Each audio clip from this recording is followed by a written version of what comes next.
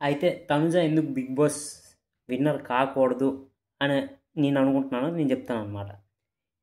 ఎందుకంటే లాస్ట్లో ఇప్పుడు తనుజ ఇంకా ఇమాన్యుయల్, ఇప్పుడు ఫస్ట్ ప్లేస్లో తనుజ ఇమాన్యుయల్ ఉన్నారనుకోండి.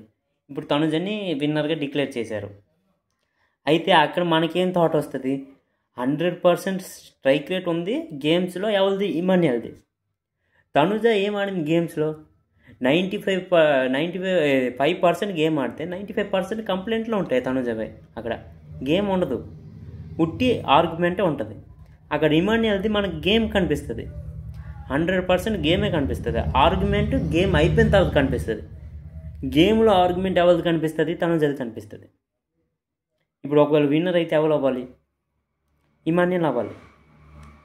నేను చెప్తుంది నా ప్రకారం ఇమాన్యుయల్ అవ్వాలి.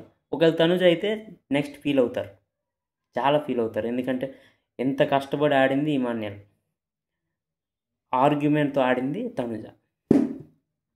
అలాగని తనుజ విన్నర్ క్వాలిటీ లేదనట్లే, ఉంది. కాకపోతే కొన్ని తగ్గించుకోవాలి. తగ్గించుకుంటే తనుజ మనకు నచ్చుతుందేమో.